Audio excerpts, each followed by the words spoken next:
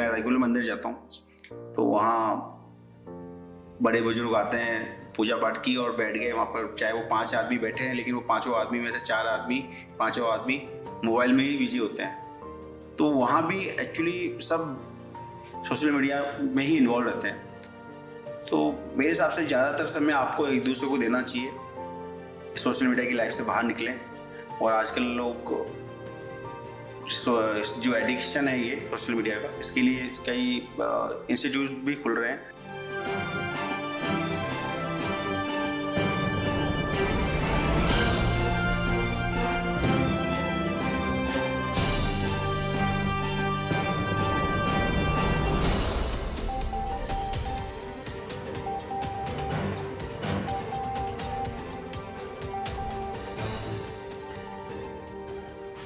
नमस्कार दोस्तों, दिल की बात आपसे सब तक, नया एपिसोड, नई कहानी, नई शख्सियत। आज जिस शख्सियत से मिलने जा रहे हैं, मैं कहूँ सीधे शब्दों में तो मल्टी टैलेंटेड है, जो सनातन संस्कृति में भी कार्य कर रहे हैं, बीजेपी के लिए भी कार्य कर रहे हैं, व्यवसाय भी कर रहे हैं और समाज सेवा भी कर रहे हैं। समाज सेवा के लिए उन्होंने अपना एक एनजीओ बनाया हुआ है, lotus India foundation trust, lift के नाम से मार्केट में वो जाना जाता है। साथ ही आप जिला प्रभारी हैं ओबीसी मोर्चा अजमेर शहर के बीजेपी से। मैं सबसे पहले स्वागत करना चाहूँगा संजीव वर्मा जी का। सर, स्वागत है आपका हमारे इस कार्यक्रम में। बहुत धन्यवाद सर। सर, वाकई में जब हम एक मल्टी टैलेंटेड शख्सियत से मिलते हैं तो हमें भी बहुत खुशी होती है। और सबसे बड़ी बात कि आप सनातन के लिए कार्य कर रहे हैं, समाज सेवा भी कर रहे हैं और कहीं ना कहीं व्यवसाय जो एक जीवन को चलाने के लिए ज़रूरत होती है वो भी आप उसमें भी इन्वॉल्व है। मेरा पहला जो सवाल आपके लिए है कि इतने सारे कार्यक्रम आप संभालते हैं अपने जीवन में, तो व्यक्तिगत जीवन को, व्यावसायिक जीवन को और पारिवारिक जीवन को किस तरह से आप मैनेज करते हैं?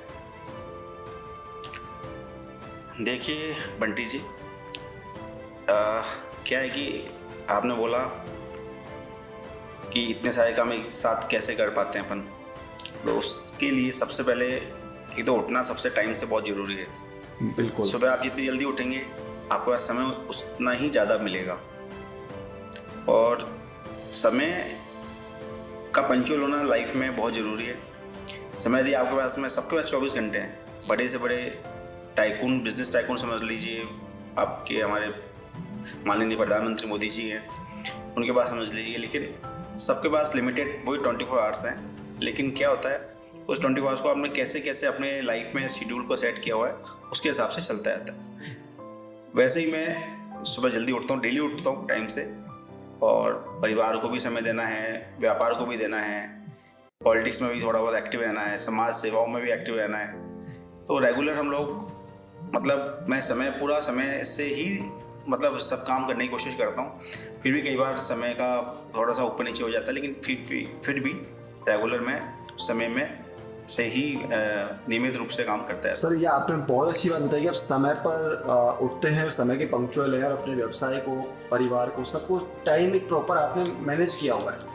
यहाँ पर आज के जो यंगस्टर्स हैं या जो आज के नए कपल्स हैं या नए व्यक्ति हैं, उनके सामने सबसे बड़ी समस्या यही आती है कि वो प्रॉपर टाइम को मैनेज नहीं कर पाते और इस वजह से वो कहीं ना कहीं तनाव को महसूस करते हैं अपने जीवन में। हाँ, वो एक्चुअली क्या, आजकल की जो यंग जनरेशन जो है, वो यंग जनरेशन में ये है कि वो late night parties, late night जाना आना, पूरा दिन अस्त व्यस्त होता है उनका।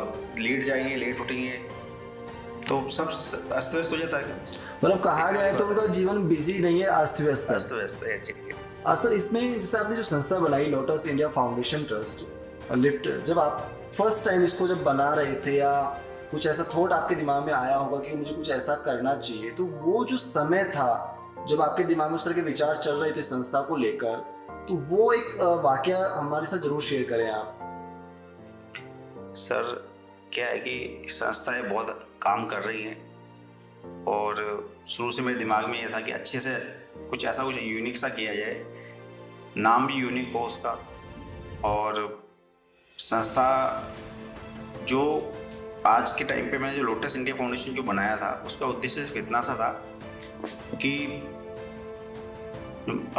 शिक्षा के क्षेत्र में धार्मिक क्षेत्र में अपने सनातन के लिए अभी कोई भी काम ऐसा एकदम से नहीं हो रहा है। संस्थाएं बिल्कुल डेडिकेट होके काम करना चाह रही हैं, लेकिन कई बार पाबंदियां थी उस समय। लेकिन अब क्या है कि हम लोग पूरा लोटस को लेके हम एक्टिव हैं।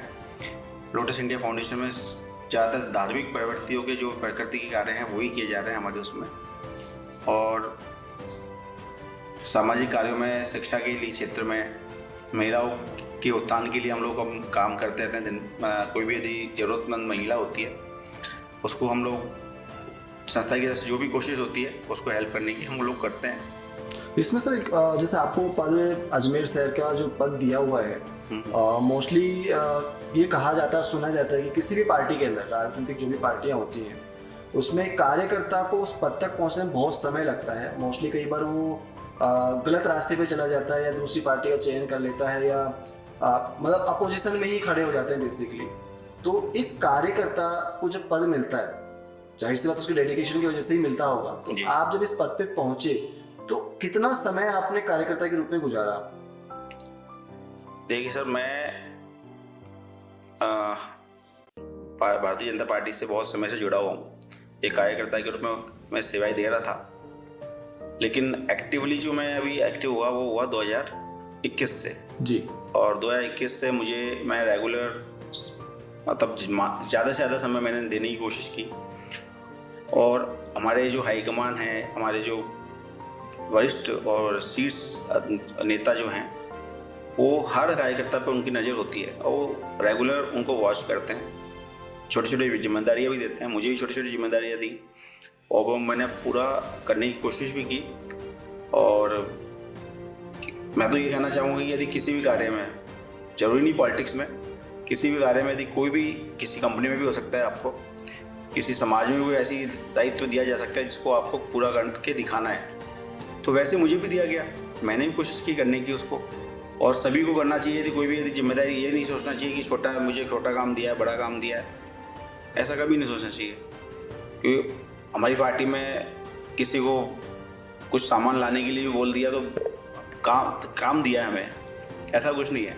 सर बेसिकली मैंने आपसे सवाल सिर्फ और सिर्फ इसलिए पूछा कि जो आंसर आपने भी किए ना, ये बेसिकली इसको मैं परिवार से रिलेटेड करना चाह रहा हूँ बेसिकली। क्योंकि घर परिवार में मोस्टली क्या होता है, जब जिम्मेदारियां दी जाती हैं तो व्यक्ति उस जिम्मेदारियों से बचता है या और अपने अधिकारों की बात बहुत ज़्यादा करता है, और इसी वजह से कर्तव्य को ना निभाने की वजह से वो कहीं ना कहीं हमारे परिवार में आज के समय जो बिखराव की स्थिति पैदा हुई है, वो मुझे लगता है काफ़ी हद तक आप सभी को इसका आंसर इसके माध्यम से प्राप्त हुआ होगा। लेकिन फिर भी मैं चाहूँगा इस पर थोड़ा सा प्रकाश आप जरूर डालें कि अभी वर्तमान में परिवार में जो बिखराव की स्थितियाँ पैदा हुई हैं, क्या उसका वाकई में मुख्य कारण कर्तव्य और अधिकारों की लड़ाई है?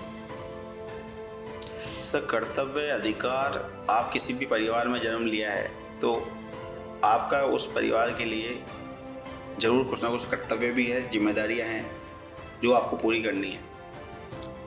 आप जॉइंट फैमिली में रहते हैं तो आपको अपनी जॉइंट फैमिली के लिए जो भी जिम्मेदारी आपको निभानी है, एक बेटे के नाते, बेटी के नाते, तो उसको आपको पूरा करना चाहिए। और परिवार में बिखराव तो एक्चुअली जो विचार हैं आजकल के, वो जो सोशल मीडिया ने भी बहुत ज़्यादा परिवार को ख़राब किया है, क्योंकि लोग क्या ज़्यादा से ज़्यादा मोबाइलों में बिजी रहते हैं, समय दे ही नहीं पा रहे परिवार को। बच्चे भी अपनी पढ़ाई को छोड़ के मोबाइलों पे आ गई है, एजुकेशन भी आ गई है उसमें, लेकिन फिर भी सब परिवार के सभी सदस्यों को बैठना चाहिए, इस सोशल मीडिया से थोड़ा सा बाहर निकलना चाहिए। आपके परिवार में, आपके सोसाइटी में क्या हो रहा है, पहले लोग आपने देखा हो तो मंदिरों में बैठते थे जाके, बड़े बुजुर्ग, अभी भी बैठते हैं, लेकिन मोबाइल, वहाँ भी क्या है कि मोबाइल लेके बैठे होते हैं। मैं रेगुलर मंदिर जाता हूँ तो वहाँ बड़े बुजुर्ग आते हैं, पूजा पाठ की और बैठ गए वहाँ पर, चाहे वो 5 आदमी बैठे हैं, लेकिन वो 5 आदमी में से 4 आदमी, 5 आदमी मोबाइल में ही बिजी होते हैं। तो वहाँ भी एक्चुअली सब सोशल मीडिया में ही इन्वॉल्व रहते हैं। तो मेरे हिसाब से ज़्यादातर समय आपको एक दूसरे को देना चाहिए, सोशल मीडिया की लाइफ से बाहर निकलें। और आजकल लोग जो एडिक्शन है ये सोशल मीडिया का, इसके लिए कई इंस्टीट्यूट भी खुल रहे हैं जिनको, जिससे ये बच्चे और जो बड़े बुजुर्ग या जो भी हैं जो मोबाइल से इसको लत जो है मोबाइल की, इसको दूर करने की सही कोशिश बात कर आपने रहे हैं। बिल्कुल सही कही। आज सुबह भी जब मैं न्यूज़पेपर पढ़ रहा था तो उसमें भी बहुत अच्छी न्यूज़ थी इसी मोबाइल को लेकर, कि बेसिकली मोबाइल को लेकर हॉस्पिटल खुल रहे हैं कि किस तरह से मोबाइल की लत को छुड़ाया जाए। बिल्कुल। इवन जो बच्चे 1 साल या 2 साल के हैं सर, उनका भी स्क्रीन वॉच टाइम 2 से 3 घंटे का बहुत नोट ज़्यादा डाउन है। किया गया राइट नाउ।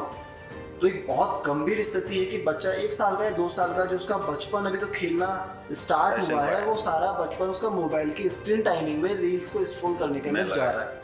और मोस्टली आज की माओ से भी आप इसको शिकायत कह सकते हैं, आप इसको गलत वे में ना लें, कि खाना खिलाना है तो या मोबाइल दे बच्चे का मन डाइवर्ट करना है तो तुरंत उसको मोबाइल हाथ में दे हाथ देते में दे देते हैं। सही बात। हैं। बच्चा रोने लग गया तो उसको मोबाइल दे दिया, बिकॉज वो खुद कहीं ना कहीं बिजी है मोबाइल में, या ऑफिस के काम में या घर के काम में। तो एक शॉर्टकट उनको मिल गया है, मोबाइल तुरंत पकड़ा देते हैं। तो ये कहीं ना कहीं गंभीर स्थिति बनती जा रही है धीरे धीरे समाज में। और आप सोच सकते हैं कि जब आपकी कमाई का आधा हिस्सा उन डॉक्टर्स के पास जा रहा है जो बच्चे से मोबाइल की लत छुड़ाने के प्रयास कर रहे हैं, उसको दूर करना बहुत जरूरी है सर। अदरवाइज नहीं तो आने वाली जनरेशन, मुझे नहीं लगता कि कोई अपने पिता को भी पहचान पाएगा कि ये मेरे पिताजी हैं। ये बहुत बहुत सब लोग बिजी रहते हैं, एक ही कॉलोनी बिल्डिंग में रहते हैं लोग, लेकिन एक दूसरे को जानते नहीं हैं।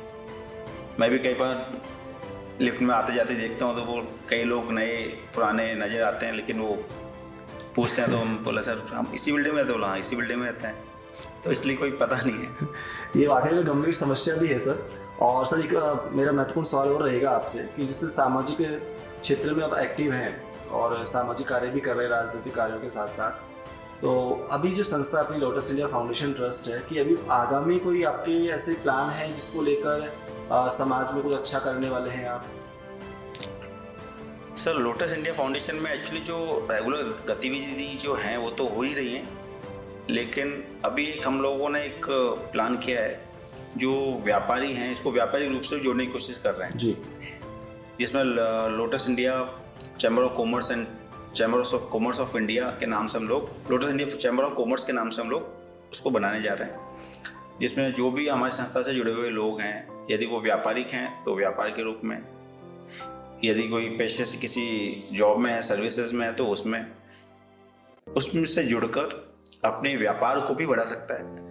एक इंटरनेशनल प्लेटफॉर्म, नेशनल प्लेटफॉर्म दिया जाएगा जिसमें अपने जो भी वो जिस चीज़ में भी डील करता है उस प्रोडक्ट को वो अलग अलग लेवल पे, स्तर पे, डोमेस्टिक या इंटरनेशनल लेवल पे ले जाके शो कर सकता है, जिससे उसको व्यापार भी मिलेगा।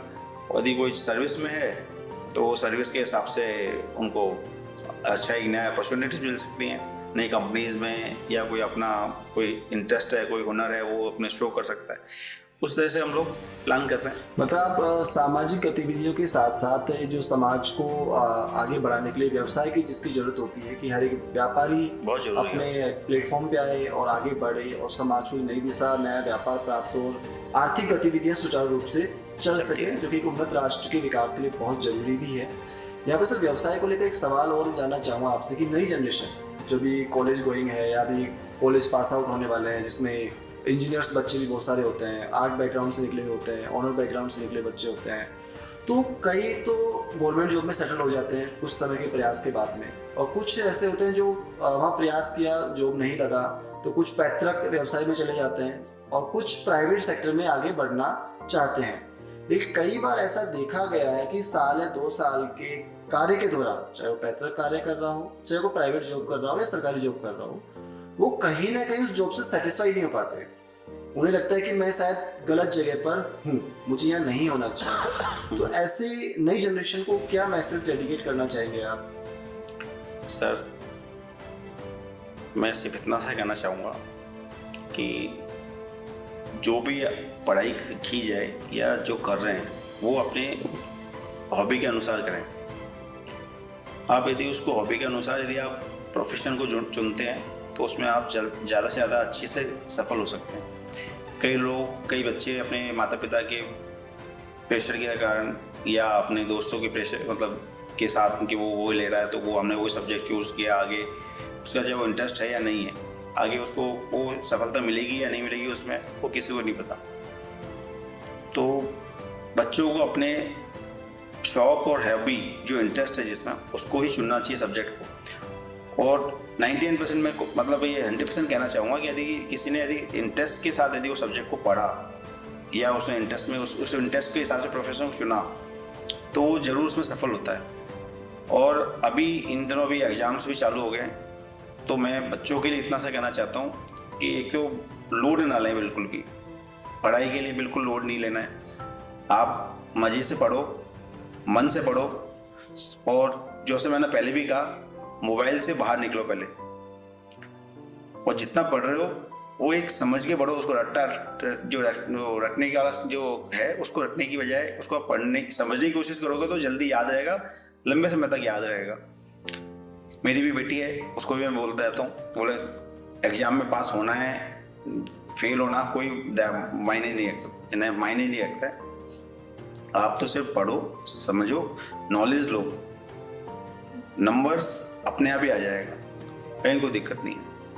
ये सर एक बात प्रेशर बच्चों पे ना होना ये चाहिए। बहुत इंपॉर्टेंट बात आपने कही कि हम कहीं ना कहीं अनचाहा प्रेशर जो बच्चों पे डाल देते हैं, वो कहीं ना कहीं उनके भविष्य में जाकर उन्हीं के लिए वो गलत साबित हो जाता है। आज तो चलो आप माता पिता के रूप में आप उनके साथ हैं, बड़े गार्जियन के रूप में, गुरु के रूप में उनके साथ में हैं, तो अच्छा उनको गाइड भी कर रहे हैं। आप चाहते हैं कि जिस चीज़ को आप पूरा ना कर सके वो बच्चे पूरा करें, और वो कोशिश भी करते हैं। ऐसा नहीं बच्चे कोशिश नहीं करते, बच्चा भी अपना 100% देता है, लेकिन लाइफ के एक मोड़ पे जाके फिर वही चीज़ उसके लिए कहीं ना कहीं परेशानी का सबब बन जाती है।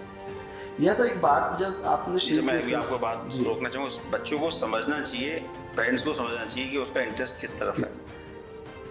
कई बार बच्चे भी है ना, देखा दाखी में सब्जेक्ट जो चुनते हैं ना, वो नहीं चुनना चाहिए उनको। और बच्चे एक्चुअली सबसे बड़ी बात वही है कि बच्चों को जितना ज़्यादा से ज़्यादा यदि उनको अपने दोस्तों के साथ या खेलने का समय ज़्यादा से ज़्यादा देना चाहिए उनको। यदि वो आजकल खेलना बंद हो गया, जो बच्चे बिल्कुल भी मतलब कई प्ले टाइम तो उनका बिल्कुल खत्म हो गया, प्ले टाइम ओनली मोबाइल्स पे मोबाइल में। तो बच्चों को प्रेशर नहीं होना चाहिए बच्चों के ऊपर, मतलब समझ नहीं बोलना चाहिए। ये हमें समझना पड़ेगा इस चीज़ को, और काफ़ी हद तक गहरी बातें हैं, भले छोटी सी बात कहें लेकिन बहुत मोटी बात बन जाती है आगे आने वाले समय में। सर एक सवाल और मेरा अभी जहन में आया अचानक से कि आपने जब वो बात शेयर की, जब मंदिर जाते हैं, आज के बड़े बुजुर्ग जब मंदिर में बैठे हुए होते हैं तो मोबाइल में अपना टाइम स्पेंड कर रहे होते हैं, और चूंकि आप सनातन के लिए भी कार्य कर रहे हैं, तो अभी जो नई जनरेशन है या जो वयोवृद्ध व्यक्ति हैं जो अपना अधिकांश समय मोबाइल में बिता रहे हैं, मोबाइल से बहुत सी अच्छी चीज़ें भी मिलती हैं, ऐसा नहीं मोबाइल आपके लिए नुकसानदायक है, डिपेंड करता है कि उसको किस तरह से यूज़ कर रहे हैं।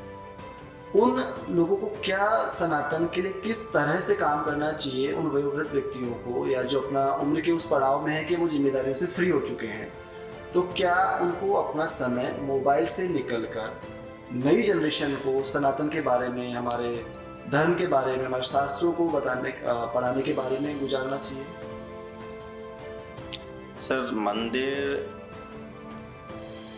पे जाने का जो है, अभी ऐसे मंदिर पे भी आते हैं हमारे, कई लोग मोबाइल्स लेके आते हैं, मोबाइल पे बात करते रहते हैं, मतलब वहाँ भी आ रहे हैं तो वहाँ भी वो मोबाइल ही है जी। जो हमारे जो भी वयोवृद्ध हैं लोग, उनसे तो सिर्फ इतना सही है कि जो जितना भी उनकी नॉलेज है, बातें करें आके, मंदिर मोबाइल पे ना रहें, सबसे एक दूसरे से विचार शेयर करें अपने एक दूसरे के। वहाँ पे यदि कोई बच्चे हैं खेल रहे हैं तो उनके साथ भी बातचीत करें, बच्चे भी उनके साथ समझें, खेलें उनके साथ, तो उससे बहुत ज़्यादा ऐसी जानकारियाँ जो मिलेगी जो हमें नहीं पता है, बच्चों को भी नहीं पता है। तो उनके साथ रहना चाहिए, एक दूसरे के साथ रहें, बातचीत शेयर करें, विचार विमर्श करें। सर बेसिकली आपने बहुत सी अच्छी बातें बताई, और मुझे लगता है कि शॉर्ट एंड स्वीट टाइम में और इतने सिंपल शब्दों में जो आपने बातें शेयर करी, एक व्यवसायी के रूप में, एक सनातन संस्कृति के प्रवाहक के रूप में, एक बिजनेसमैन के रूप में, और एक समाज सेवक के रूप में, तो कहीं ना कहीं हमारे व्यूवर्स को आपके द्वारा दी गई जानकारियाँ कहीं ना कहीं उनके जीवन में काम आएंगी। और सबसे बड़ी बात मैं भी आपसे शेयर करना चाहूँगा पर्सनली कि आप मोबाइल की दुनिया से बाहर निकलकर धरातल की दुनिया में जीना शुरू करें, और पढ़ाई को लेकर समझे कि बेसिकली आप चाहते क्या जीवन में करना। और इतनी महत्वपूर्ण बातें आपने बताई, उसके लिए बहुत बहुत धन्यवाद सर, आपने इतना समय दिया। और जाने से पहले, जैसा कि हमारे कार्यक्रम का उसूल है कि आप अच्छा सा प्यारा सा संदेश हमारे ऑडियंस के लिए, परिवार, समाज और राष्ट्र के नाम डेडिकेट करें। सर मेरा संदेश यही है कि एक तो अपने पर्यावरण प्रकृति के बारे में सोचें, उसको ज़्यादा पेड़ लगाएं और प्रकृति को बचाएं, उसके लिए कार्य करते रहें। और अपने जो मताधिकार है उसका उपयोग करें, हमेशा उपयोग करें और सही लोगों के लिए सही समय पे उपयोग करना चाहिए अपने को। वोट का जो उपयोग है वो अपना एक अधिकार है, जिसका समय से उपयोग करना हमारे देश को, अर्थव्यवस्था को, देश के विकास के लिए बहुत जरूरी है। तो यही है। और शिक्षा के लिए बच्चों को पढ़ाएं, जिसकी जितनी हेल्प हो सकती है करनी चाहिए और करना भी होना भी चाहिए एक नागरिक के रूप में, जिम्मेदार नागरिक के रूप में। बस यही कहना चाहते हैं। बहुत बहुत धन्यवाद सर, इतनी महत्वपूर्ण जानकारी हमारे साथ साझा करने के लिए। फिर मिलेंगे नए एपिसोड में नई शख्सियत के साथ, नई जानकारियों के साथ। दिल की बात आपसे सब तक।